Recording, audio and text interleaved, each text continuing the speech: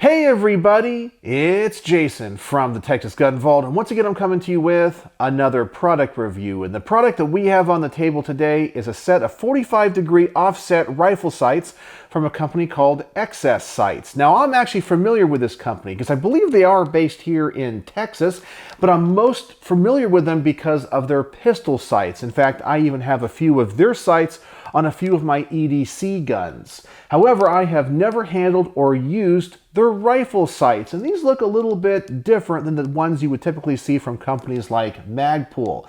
But they're supposed to be pretty bright and pretty easy to acquire. And typically I don't run 45-degree offset sights either, so this might have a little bit of a learning curve for me. But the model that we're going to be unboxing and trying out is the XTI2 DXS Ember Standard Dot Orange, and that's what it says on the box. So I'm going to go ahead and readjust the camera. Let's get some close-ups of this product. Let's unbox them and mount them to this rifle, and then take them to the range and see how they work. So here's the packaging for the XS Sights XTI2 DX Ember Standard Dot Orange. I know that packaging is a little bit reflective, so it's not coming across on the camera all too well. Let's go ahead and open this up. It looks like we get an adjustment tool, an Allen wrench, some thread lock, and of course the two sights. Let's go ahead and take a closer look at these. We've got their logo there. This is obviously the rear sight, and it looks like a pistol sight. These definitely look like they function different than your standard offset sights or backup iron sights in general. So I guess if you did need to make any adjustments, you're only going to get windage here. Nothing with elevation, as I can tell. And then here is the front sight. We have that very bright orange dot. It does go on to the Picatinny rail, and I don't really see much when it comes to adjustments, I guess, except for the little detent on top, which I guess is what this tool is for. So it might not be as functional as other sights, but I do like the fact it is so bright and colorful. And if you are going to be using these, you are using them in a backup situation, because most likely you're going to have these on your rifle around a scope, which is what I'm going to do. So this actually might work out really well. So let me go ahead and get out an AR. Let's install these sights and see what they look like.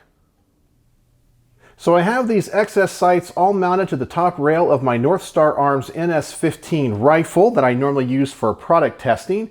And you might be asking, why do I have them both out here on the front of the rifle? Why don't I have the rear sight in the back? Well, I'm going to talk about that in just a moment, but I want to talk about the features of these sights first. They definitely look and function much more like pistol sights. It's very different to see this type of sight on a rifle when you're used to an aperture sight in the rear, like this Magpul Pro, and this one here with a post and wings on the front. I think all of us are used to this. It's really different to look down at these sights and see what you normally would if you're shooting a Glock or maybe a Smith & Wesson M&P. Now, when it comes to adjusting these, it's very simple. The rear one can be adjusted for windage. All you need is the supplied Allen wrench. There's two holes in the top. You simply can adjust these, move the sight, and retighten it down. So it's actually very quick and easy, and you can adjust the elevation here in the front, and they do give you a tool for that. All right, so now let me readjust the camera, and I will explain why I set up the sights the way I did. So when it came to the instructions, XS Sights doesn't tell you where to mount them on the rail. I was assuming you put them in the normal location, one in the front and one in the rear. But because the rear sight is not an aperture sight, it was really out of focus. It was like having a pistol with an extremely long sight radius, and you really couldn't focus on either sight. But I discovered if I shortened that sight radius and made it more like a typical pistol, when I brought it up to my shoulder, it looks normal, and I can see that front sight perfectly. And it's kind of weird to see pistol sights on a rifle, but that's why I decided to mount it up here instead of the rear. And I can see both the rear and the front sight perfectly and line it up. So that's the way I'm going to run these sights. So I just wanted to explain that and show what I discovered. So if you're used to standard backup iron sights in their usual locations, this might seem a little bit odd to you. All right, so now it's time to get these to the range and actually see if they're easy to aim and if they work.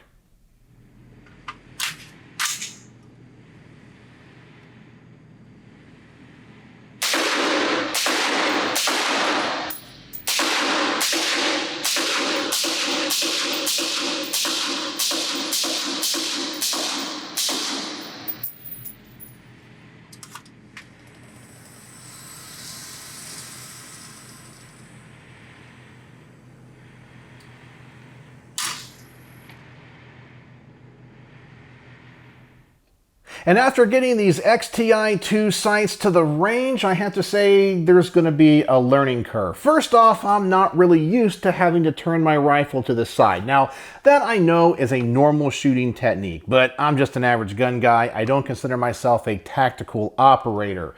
But that's not really the big issue for me with these sights, is the fact I don't have an aperture in the rear. It's really kind of interesting to look down a rifle and see what normally would be pistol sights. I'm not really 100% sure where to put that orange dot, but that orange dot is very visible. But as you saw from the results on the target, I'm not really zeroed.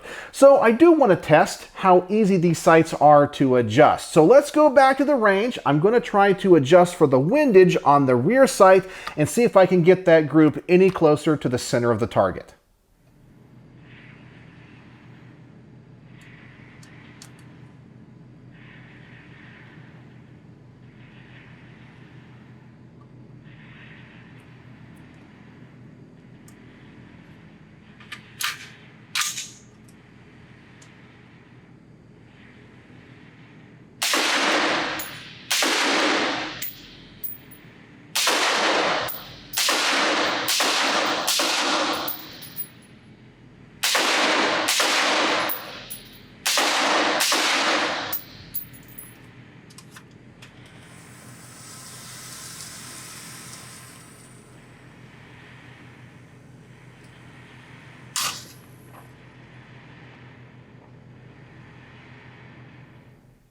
And after moving the sight very far to the left, we got the group a lot closer to the center, but it's not as tight as it normally would be if I'm using traditional iron sights. Now, I know these are really intended to be a backup sight. It's not really supposed to be your primary, so in that capacity, I think they work just fine. They are really easy to see. It's just a different sight picture that I'm used to using on a rifle, but I think I could get used to it. And I love the fact I can just twist the rifle to the side and go between using my scope and the irons. So this is definitely something I probably need to practice with a little bit more in the future. But so far, I like some things about these, and others I don't. It's just that weird sight picture. All right, so now let's double the distance of this target. I just want to see that now I got these kind of zeroed to see if I can get the group any better.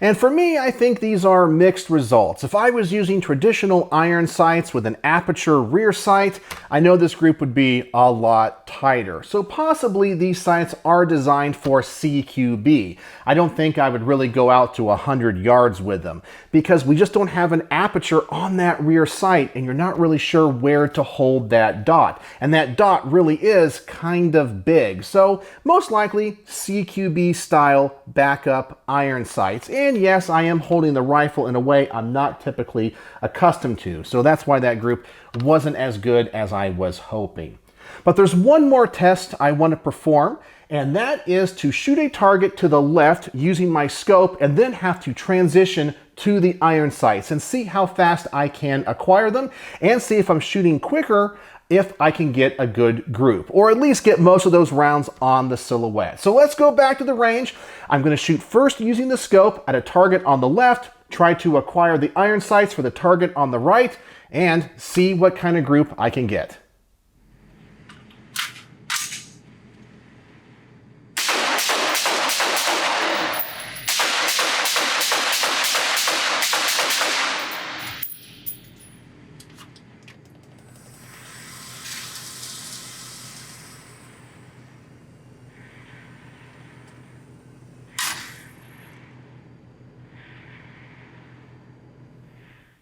And I am very pleased with the results of these tests because XS Sights claims their whole philosophy is to have you focused on that front sight, and it actually works in this case.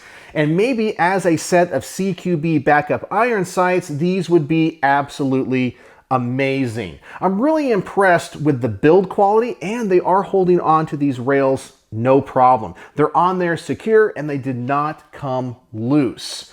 So I think depending on the type of rifle you're going to put these on and the use you're going to get out of them, they might be just the thing. But if you're looking for a set of iron sights that might be a little bit more accurate, I would go in a different direction. So like many accessories, you just need to know what you need the product to do and decide if its qualities fit that application.